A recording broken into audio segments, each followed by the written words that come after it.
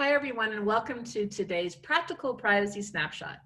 Practical Privacy Snapshot is a place where we invite really experienced privacy professionals to share with you some operational tips, something that really made a difference in operationalizing privacy compliance. And I'm delighted that Rachel Glesser is joining us today. Rachel is Chief Privacy Officer at Wunderman Thompson, and she's been in the weeds on operational privacy compliance for a long time. And she wants to share with us today some tips on the practicality of privacy training and awareness. So Rachel. Thank you. Hi, Teresa. Thank you so much for having me. I'm very excited to be a part of your Practical Privacy Snapshots. And I'm very excited to talk about one of my favorite aspects of a privacy compliance program, and that's privacy training and awareness. I really love this aspect of privacy compliance programs because it's truly the foundation of ensuring a strong privacy program. As we all know, privacy is not the job of just one individual within your organization. It is an effort that needs to be put forth by everybody within your organization, and it takes engagement and participation by everybody. And it is for that reason that I think it's critically important that everyone at least is speaking the same language.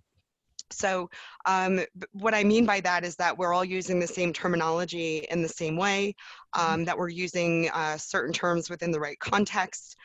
So for example, the definition of personal information has changed quite significantly over the last several years as new data protection legislation has been introduced and come to pass.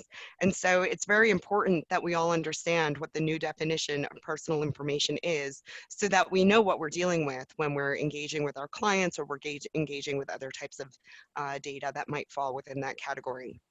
So that's the first thing that I think is most important. The next thing that I think is really important is to really be reasonable and practical in what you're expecting from your employees. The idea with a privacy training and awareness is not to make everybody a subject matter expert, but rather it's to promote awareness, just as the title says. And so with that, the idea is to really help people understand where there may be issues, when things might need to be escalated, and how to spot those issues. So for example, if everybody understands the difference between aggregated data and personal information, then they would know that if they're working with personal information, then they might have certain obligations and certain laws might apply. They might not know what the details of that are, but the fact that they know that there might be heightened obligations because it's personal information is a means by which they're issue spotting, and then they can escalate that and get the appropriate advice from the right person within your organization. So it's critically important. Issue spotting is also critically important because the sooner you can spot some of these issues, the sooner you can mitigate them and take corrective action. And that, of course, as we all know in the privacy world and even in the world when you're dealing with data, can be really the ultimate thing is to kind of catch any issues early and sort of cut them off at the pass. And finally, what I think is critically important to a privacy training and awareness program is to use real world examples.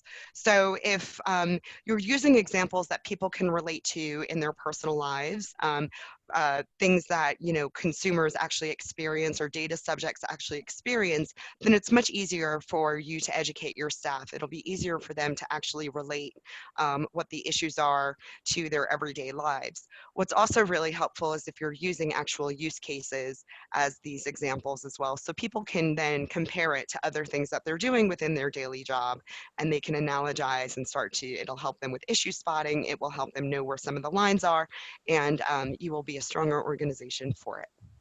Those are some great tips, and I especially like talk the same language. I know there are so many occasions when you think you are talking about the same thing and realize that the department that you were speaking with had a completely different understanding of what you were talking about, and personal information is one of those great examples. So Rachel, thank you for joining us today, and until the next Practical Privacy Snapshot.